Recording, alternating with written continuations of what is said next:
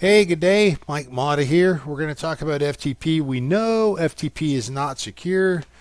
So I've got a couple of filters and some coloring rules. We're going to show you how you can identify FTP very quickly in your environment if someone is doing it, using it, not supposed to be using it. Again, with Wireshark, we can very quickly see user IDs and passwords.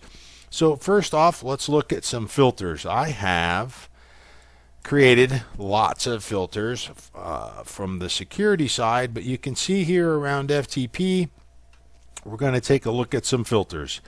FTP request command, FTP request for passive.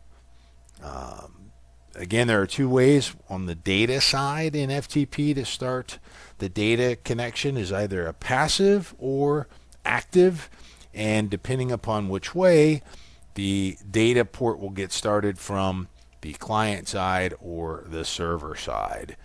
Host ID, excuse me, for the port, and the response code 227, looking for user and password. So it's somebody trying to just, bypass or trying to do a brute force attack against your FTP server.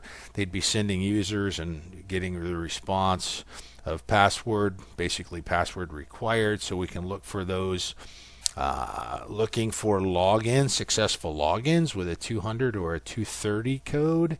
If they're actually transferring some data, like exe files, zip files, tar files, PDF files, documents.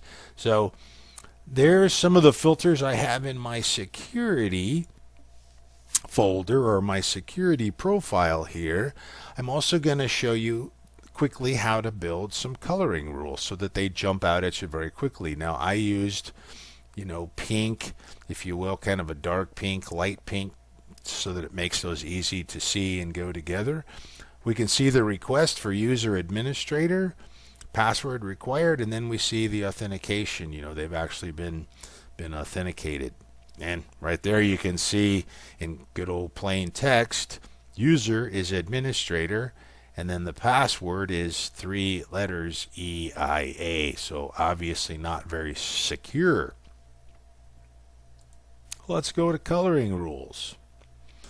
So if we look at coloring rules, I have the FTP users and password, that one filter that I created, ftp.request.command equals user, or ftp request.command equals pass. And then I made that kind of a dark pink. And then the successful logins or the response codes of 200 or FTP response code equals 230. And then very quickly I can see in a trace were they successful or not. So in this case, I can follow the process. They were.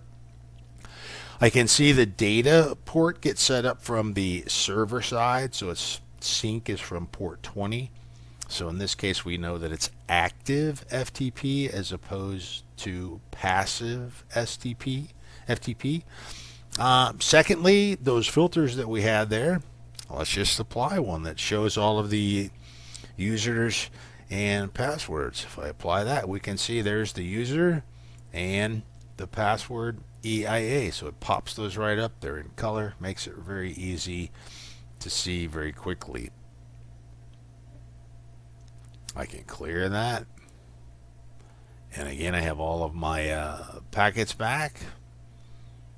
We can see some of the different commands. If you want, you can create filters for the different commands. Let's take a look at that. I have one for any FTP command, so we can see the different commands that were sent: user, administrator, password, EIA, the port command, endless, retrieve a file, sniffer.txt, and then quit. So there's the very simple way in the FTP world to build coloring rules, and again also to use that information looking for the bad actors trying to do just a brute force attack against your FTP server. Hopefully you're not allowing clear text, that you're using, TLS or secure FTP, but in the case where you're or not, where you're doing clear text, we can see it and see it very quickly. So hope that helps. Thanks for listening, and make it a great day.